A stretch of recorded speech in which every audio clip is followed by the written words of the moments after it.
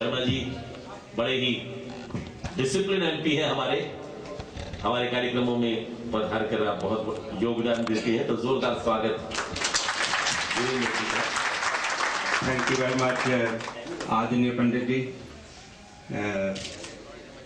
सभी भाई व बहनों। मैं समझा शायद रवि जी मुझे रिमाइंड करवाने जा रहे हैं कि टाइम का ध्यान रखना। आज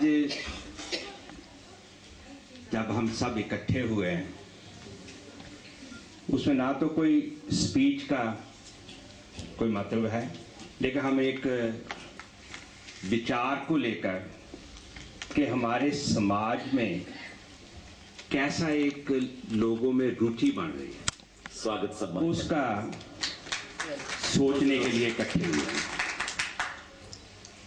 जब जगह जगह पर कुछ दिन पहले राम मंदिर में, फिर India House, Indian High Commission के बाहर, दूसरे टाउन्स में Birmingham, Wolverhampton, Leicester, Leeds, Bradford, different places में इसी बात पे, जहां दामिनी को याद करते हैं, दामिनी के लिए हम प्रार्थना करते हैं, हम उन बच्चियों के लिए, उन बहनों के लिए, उन माताओं के लिए भी प्रार्थना करते हैं जो ऐसी घिनौनी हरकत के साथ उस स्टेज से निकले, उनके लिए भी प्रार्थना करते हैं। नेक्स्ट वीक और coming week on Wednesday doctor Onkar Sohta, हमारे जो GLA के मेंबर हैं, इन्होंने GLA में डिबेट क्वेश्चन पैदा किया है कि हम कैसे इसको रोक सकें। एक बच्ची ने बोला कि ये लोकल भारत का या गुरदासपुर का या दिल्ली का इशू नहीं है, ये वर्ल्ड वाइड है। कहीं भी चले जाए ऐसे सोच के लोग हमारे समाज में रहते हैं। मैंने पार्लियामेंट में क्वेश्चन किया, अर्ली डे मोशन लिखा, उससे लोगों में जागृति आई, MPs में क्वेश्चन पैदा होने शुरू हुए कि ऐसी हरकत भारत में हुई और इसको कैसे रोका जाए। मैं सिर्फ यही सवाल छोड़ देता कि इसको रोकना कैसे है। अपनी अपनी सोच है, अपने अपने एरियाज में देखिए और सराउंडिंग में देखिए, परिवारों में देखिए, जहां भी आपकी आवाज जाती है, जहां आप समझते हैं कि हमारी आपकी आवाज जाएगी और उसको रोका जाएगा।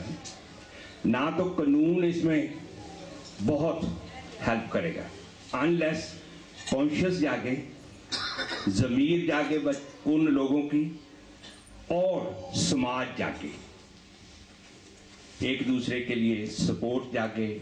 जहां ऐसी हरकत हो रही है वहां पर उसको कन्फ्रंट एंड चैलेंज करने का मादा जागे।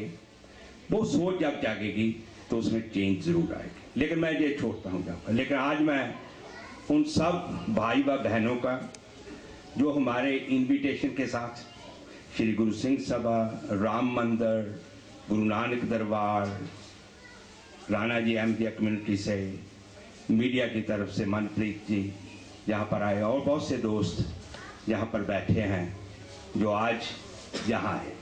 फाइनली मैं ये बोलूँ कि ये जगह जगह पर हो रही है और ये होनी भी चाहिए और कंटिन्यूस चलनी चाहिए।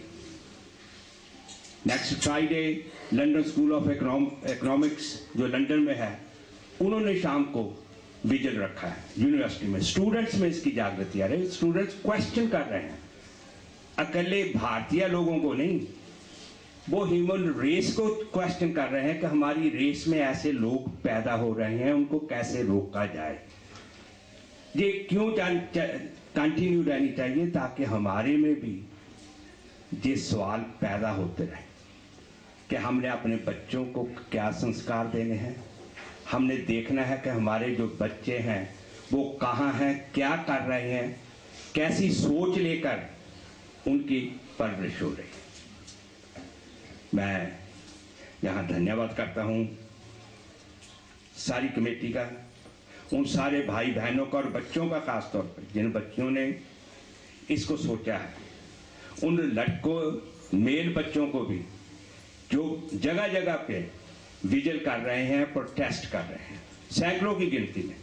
इंडिया में पॉपुलेशन बहुत है तो वहां पर तो लाखों की गिनती में होता है, लेकिन लंदन में इंडिया हाउस के सामने मैं और उनका डॉक्टर ओंकार होता जी वहां पर थे, तो तकरीबन 600-700 के करीब लोग रात को इतनी ठंडी में बाहर खड़े प्रोटेस्ट कर रहे थे और क्वेश्चन कर रहे थे इंडिया हाउस से, हाई कमीशन जी से, कि भाई आप क्या कर रहे हैं, उस देश को रोकिए। फाइनली ये बात थी 16 दिसंबर को, 29 को वो बच्ची इस दुनिया से चली गई। लेकिन क्या उसके बाद इतना प्रोफाइल होने के बाद पुलिस, लोगों में जागृति, प्रोटेस्ट, विजिल्स होने के बाद क्या ये रुके हैं?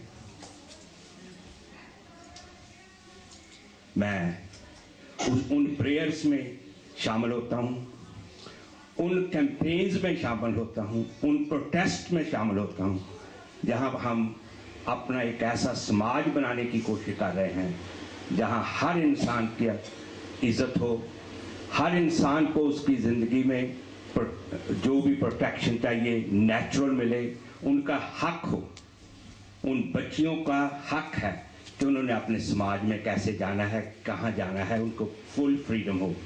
इसी प्रार्थना के साथ उस महामाई के आगे प्रार्थना करता हूँ कि हे महामाई, सारी समाज में, सारी दुनिया में ऐसी विजडम दो कि ऐसे हालात हमारे समाज में पैदा ना हो। धन्यवाद। स्लाउ से काउंसलर मित्तल, काउंसलर धीर भी अभी बैठे हैं, देखे थे, और हमारे बहुत सारे अतिथि हैं गुरुद्वारे से, हमारे सिंह साहब। तो मैं सबसे आग्रह करूंगा कि अभी आरती हो रही है और उसके बाद प्रसाद भोजन करके जाइएगा। पर मैं ये कहना चाहता हूं आप माताओं, बहनों, भाइयों से कि हमारे तीज त्योहारों में भी थोड़ा सा बदलाव लाना होगा। आज लोहड़ी का त्योहार है, लोहड़ी सिर्फ बेटों के लिए ही क्यों मनाई जाए? ये खुशी बेटियों के लिए क्यों ना हो? ये बात आज नोट कीजिए। हमें समाज में बदलाव की अगर आवश्यकता है तो भाई बगैर धनुष तोड़े तो समृद्धि यानी सीता का हाथ नहीं जीता जा सकता। थोड़ी सी रूढ़ियों का, पुरानी परंपराओं का साहस से उल्लंघन करना होगा। इस परंपरा को तोड़ना होगा कि बेटे की खुशी मनाए और बेटी की ना मनाए। शर्मा जी, आप ये संदेश ले जाइएगा भारत, पंजाब में बताइएगा लोगों को कि विश्व हिंदू मंदिर में ये संकल्प लेते हैं हम कि घर में बेटा हो या बेटी हो, हम लोहड़ी मनाएंगे बेटी की। हाँ जी, हमने मनाई। हाँ, बब्बर जी मना रहे आज पोती की, जोरदार तालियां। ये एक स्वस्थ परंपरा है जिसकी आवश्यकता है कि घर में बेटी हो, उसकी और ज्यादा उत्साह से लोहड़ी मनाएंगे। बहुत बहुत धन्यवाद कि एक जो प्रक्रिया है उसमें मैं आग्रह करूंगा।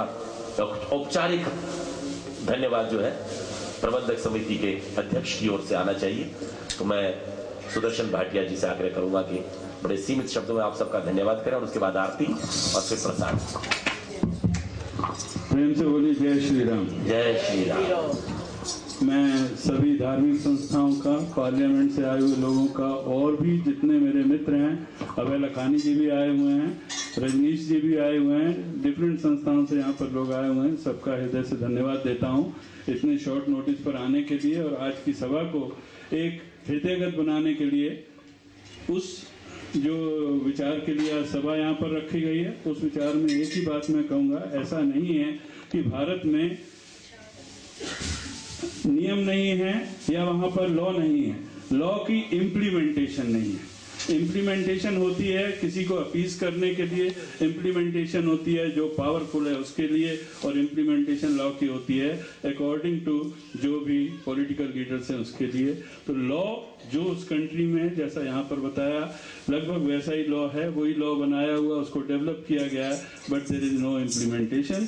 ये सबसे बड़े दुख की बात वहाँ पर है और भगवान से प्रार्थना करेंगे कि पॉलिटिशियन सबकी सद्बुद्धि दे और उस लॉ को वहाँ पे इम्प्लीमेंट करें। दूसरी बात, जैसा मैंने पहले भी कहा है, धर्म संस्थाओं में धर्म की जो रिचुअल्स हैं, धर्म के जो तरीके हैं, वो तो अपनाए जाते हैं। मुझे एक बात समझ में नहीं आती कि कंजकों का पूजन होता है, यानी नारी की बचपन से ही पूजा होती है और उसको पूजा के हिसाब से ही उसके रिस्पेक्ट की जाती है, फिर इस प्रकार की घटनाएं क्यों होती हैं? क्योंकि ये रिचुअल्स करने के बाद जो धर्म की भावना है वो धर्म की भावना नहीं है। नारी के साथ इस प्रकार से समागत होने के लिए विवाह संस्कार ही केवल अनुमति देता है और उस अनुमति को धर्मानुसार नहीं किया जाता, उससे पहले ये सब बातें होना ये दुख की बात है, क्योंकि हमने रिलीजन और धर्म के भाव में अंतर नहीं समझा। रिलीजन तो बहुत है, मंदिर खूब बन रहे हैं, खूब पूजाएं होती हैं वहां पर, परंतु धर्म की जो भावना है, जैसा मैंने पीछे राम मंदिर में भी कहा था कि जटायु ने किस प्रकार से सीता के चिल्लाने पर, सीता के आह के ऊपर उसकी रक्षा करी थी, वो चीजें, वो भावना हमारे में जब आ जाएगी तो इस प्रकार की घटनाएं भी नहीं होंगी। मैं सबसे निवेदन करूंगा कि अपने धर्म की भावना को समझें, और जब इस धर्म की भावना आप में आ जाएगी, ठीक है, पूजा खूब करते हैं, आरतियां करते हैं, कंजकों की बचपन से सिखाया जाता है। उन्हीं लड़कों ने जिन्होंने ये काम किया है, कंजकों की पूजा बचपन में करी हो, सब कुछ किया होगा, फिर वो रिस्पेक्ट क्यों खत्म हो गई?